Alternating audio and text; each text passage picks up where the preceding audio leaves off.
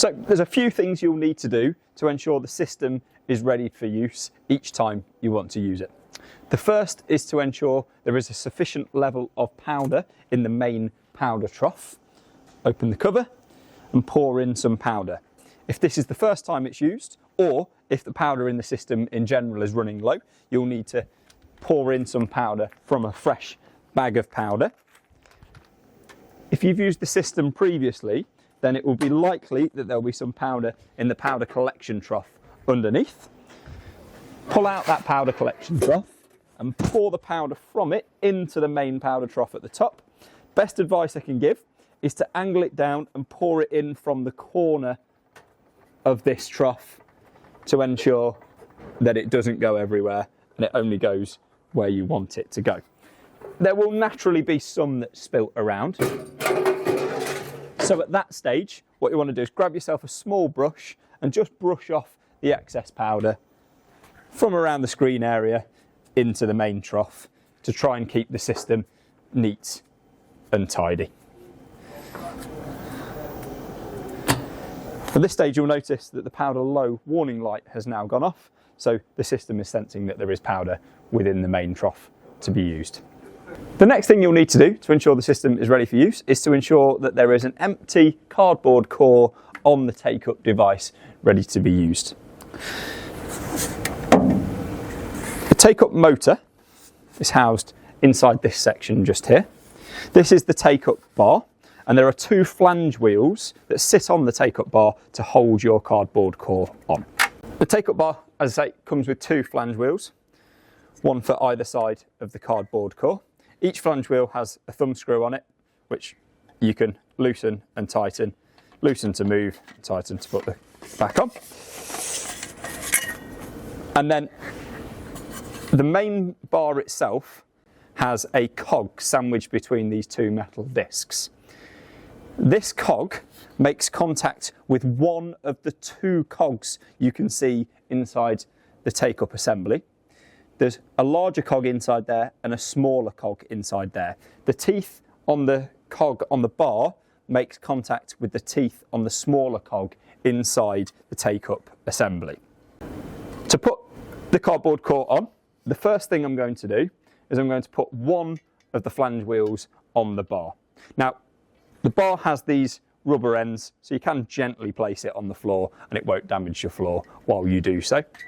Now, the grip parts of the flange wheel will need to face inwards, and the part of the flange wheel with the thumb screw will need to face outwards on the bar. So if you're putting the first one on, that will need to go with the thumb screw to the side with the disc with the teeth on the outside. Tighten that up somewhere along that bar. Then you put your core on. Again, you can put it on the floor with the rubber end on the bar on the floor, that's fine.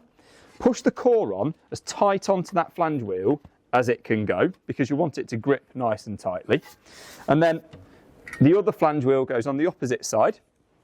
Quick tip, to make life easier, if you need to slide that core along ever so slightly, you ideally want to position so both thumb screws are at the same point around the bar, because you can then adjust them both easily at the same time.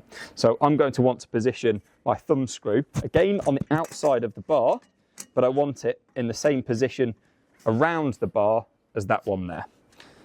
So I can push that in there like that. Again, what I'm going to do is I'm going to push that down, and I'm going to push that flange wheel into the cardboard core as far as it'll go, so it's gripping that cardboard core nice and tightly. At this point, what I want to do is make sure that this core is as central on that bar as possible so that it will fit inside the machine. So I'm just going to loosen off the thumb screw on both of those flange wheels, and as you can see, I can slide both flange wheels with the core attached along that bar. I'm going to try and get it as central as possible. I may need to amend it again once I've put it onto the system, so I'm going to bear that in mind. I'm going to tighten the thumb screws up just for a second, although I may need to loosen them off again in a second as discussed. And then I want to position so that the cog sandwiched between those discs makes contact with the smaller of the cogs inside the take-up assembly. There is a slot in the metalwork on the take-up assembly for you to slot that cog through.